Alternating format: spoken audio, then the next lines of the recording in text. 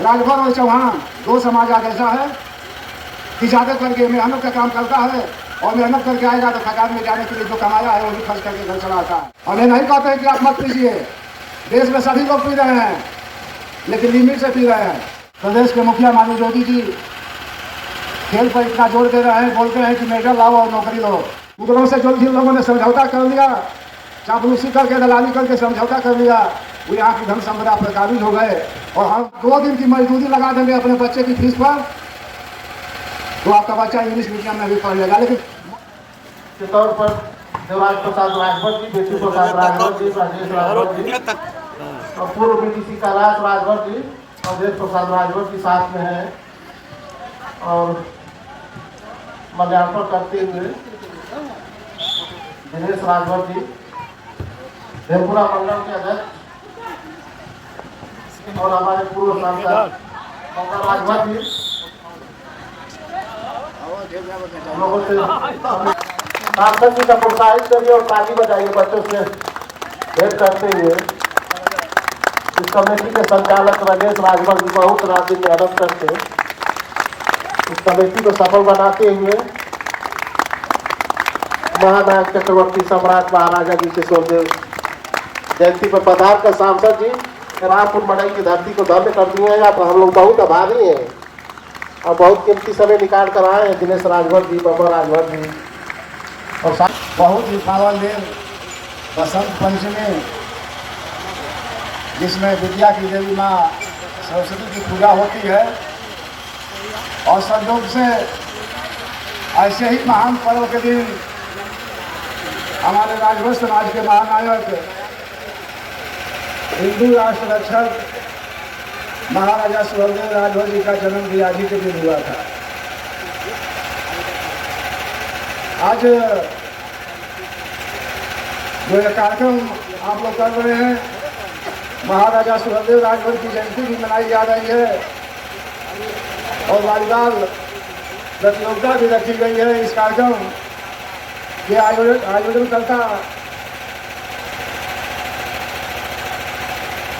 जिसके अध्यक्ष भाई ओम प्रकाश पहलवान जी हैं, उपाध्यक्ष राम सजीवा राजभर, कोषाध्यक्ष भाई गोष्ठी राजभर जी और संचालक हैं श्री राजेश कुमार राजभर जी। हमारे बहुत ही पुराने साथी भाई देवराज राजभर जी जो यहाँ पर कन्हैया जी बैठे हुए हैं और इस ग्राम सभा से रामपुर मड़ई असरिया जब हम सांसद नहीं बने थे उससे पहले इस गांव में हमेशा आना जाना लगा रहता था। हर कार्यक्रमों में हम लोग रहते थे। मैं शुरुआत करूं जो हमारे नौजवान बच्चे जो वॉलीबॉल के लिए अपना प्रदर्शन प्रस्तुत कर रहे हैं। साथियों, कोई भी काम किया जाता है तो मन से किया जाता है। आज आप लोग टीवी पर और पेपर में देखते होंगे जो वर्तमान की सरकार चल रही है, प्रदेश के मुखिया माननीय योगी जी खेल पर इतना जोर दे रहे हैं, बोलते हैं कि मेडल लाओ और नौकरी लो। तो कहने का मतलब कि यदि आप खेल में रुचि लेते हैं तो इसको मन से खेलिए। गांव स्तर से लेकर ब्लॉक स्तर, तहसील और प्रदेश स्तर पर जाइए, बढ़िया से खेलिए और यदि खेल में आगे बढ़ते हैं तो निश्चित तौर पर आपकी तरक्की, आपके परिवार की तरक्की होना निश्चित है, जैसा कि प्रदेश सरकार कर रही है। बहुत लोगों ने नौकरी पाया है बिना इंटरव्यू के, बिना परीक्षा के, खेल से मेडल लेकर के आए, जीत के उनको नौकरी मिल गई। तो कोई भी काम किया जाए मन से किया जाए। और साथ ही आज हमारे आराध्य महाराजा सुहेलदेव राजभर जी का जन्मदिन है। हम लोग उसी के एक बड़े कार्यक्रम से मऊ के सोनी ढाबा मैदान में, जहाँ कई हजार की संख्या थी, काफ़ी बड़े पैमाने पर कार्यक्रम था। 3 साल से वहाँ पर लगातार मनाया जा रहा है। वहीं से आ रहे हैं। रास्ते में दिनेश जी ने बताया कि नहीं, अभी वहाँ पर कार्यक्रम चल रहा है और राजेश जी से संपर्क किया तो बोले कि नहीं आ जाइए आप लोग, यहाँ से हो करके जाइए। तो हम लोग बरौली से फिर यहाँ आ गए आपके बीच में। साथियों, महाराजा सुहेलदेव राजभर जी जिन्होंने इस देश सिर्फ अपने राजभर समाज के लिए नहीं लड़ा, देश के लिए लड़ा था। जब मुगल आक्रमणकारी सैयद मसूद गाजी गुजरात से होते हुए राजस्थान, दिल्ली और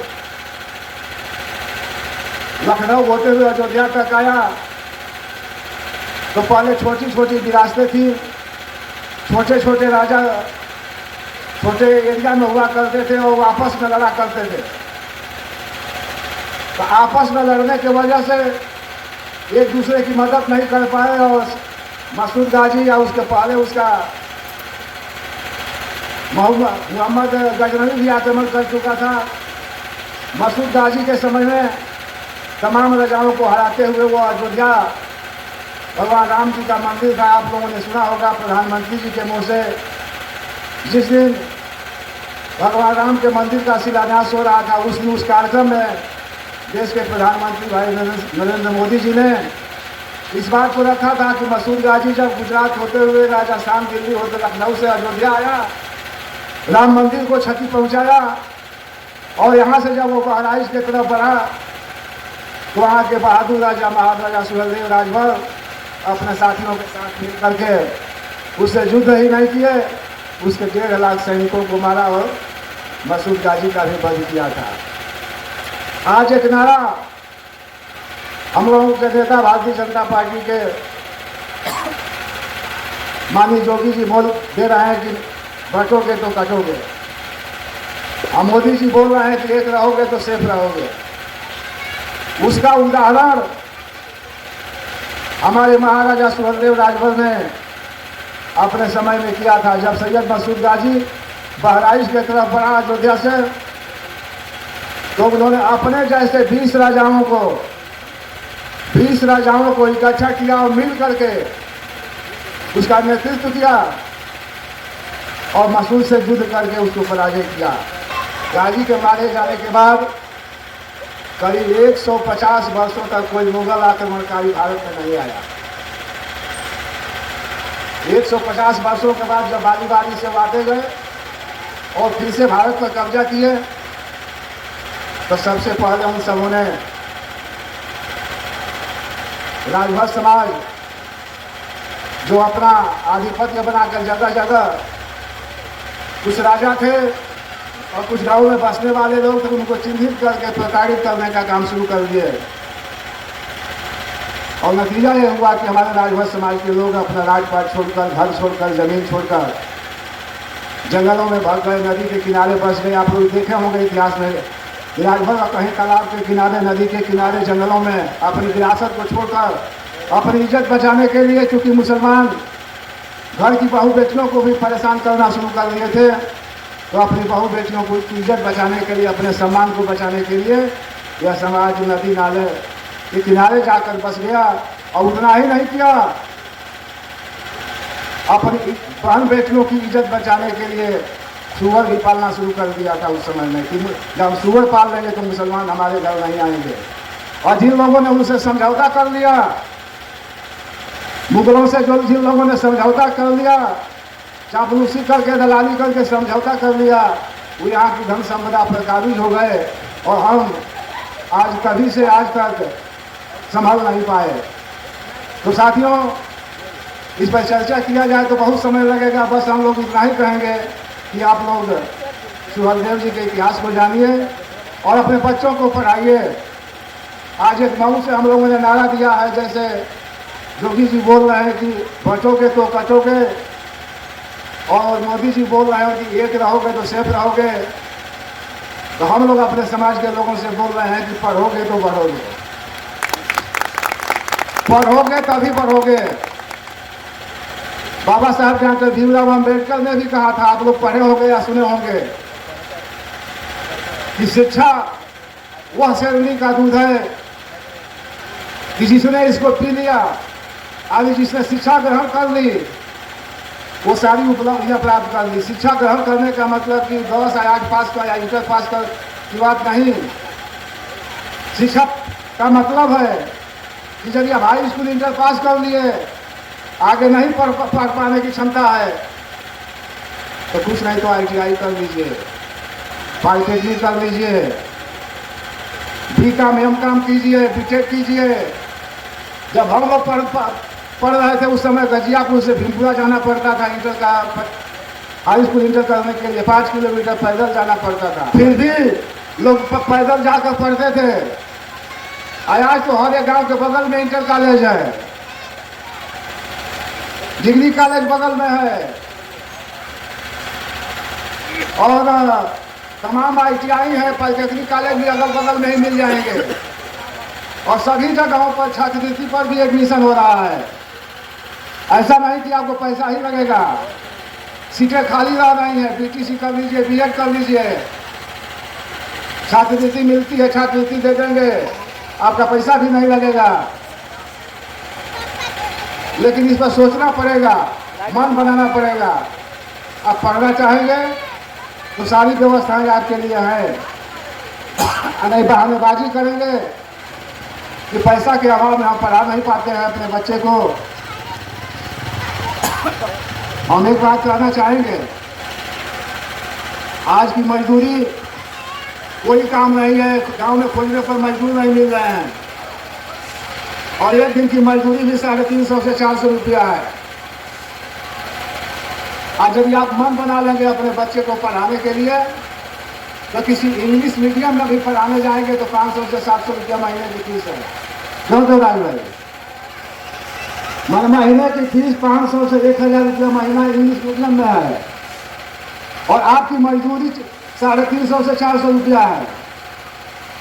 आप 2 दिन की मजदूरी लगा देंगे अपने बच्चे की फीस पर, तो आपका बच्चा इंग्लिश मीडियम में भी पढ़ लेगा। लेकिन मन बनाएगा पढ़ाने के लिए तब। अब आनेबाजी करेंगे कि पैसा नहीं, हम पैसे पढ़ाएंगे, लेकिन शाम को थकान मिटाने के लिए दुकान से भट्टी पर से या कहीं दुकान से 400 रुपया कमाएंगे और 450 का शराबे पी के चले जाएंगे, तो फिर बच्चे को कहाँ से पढ़ाएंगे? इसमें सुधार करना पड़ेगा। और मैं नहीं कहते हैं कि आप मत पीजिए, देश में सभी लोग पी रहे हैं, लेकिन लिमिट से पी रहे हैं। 500 कमा रहे हैं तो 85 रुपये का पी रहे हैं, 450 रुपया बचा रहे हैं।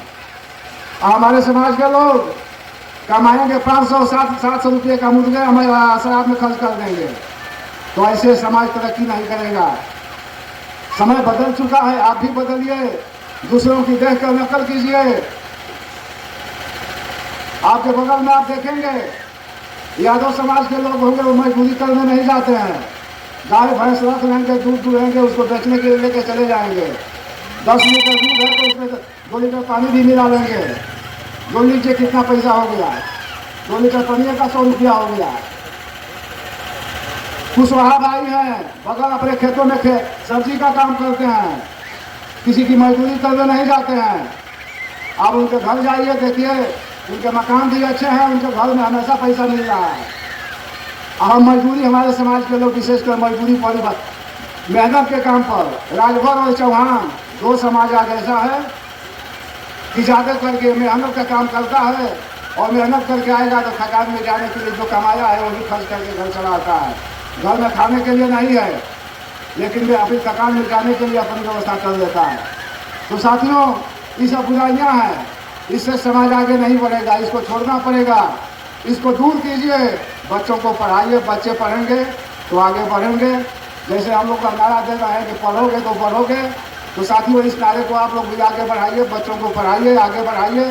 तमाम सुविधाएं इस समय पढ़ने के लिए मिल रही हैं, उस सुविधा का लाभ लीजिए और बच्चों को पढ़ाइए। और जब आप पढ़ेंगे, आगे बढ़ेंगे, तो महाराजा सुहेलदेव राजभर को यही सच्ची श्रद्धांजलि होगी जो हम लोग हर साल मनाते हैं। और हर साल मनाने में कुछ बच्चे आगे बढ़े, आपके गांव के बच्चे पढ़ लिख कर आगे बढ़े, नौकरी में जाएं, तो समझा जाएगा कि हाँ वास्तव में इस गांव के लोग सुहेलदेव जी की जयंती मनाते हैं और उसको पालन भी करते हैं। इन्हीं बातों के साथ आभार व्यक्त करते हुए मैं अपनी बात को यह समाप्त करता हूँ। जय भारत, जय महाराजा सुहेलदेव।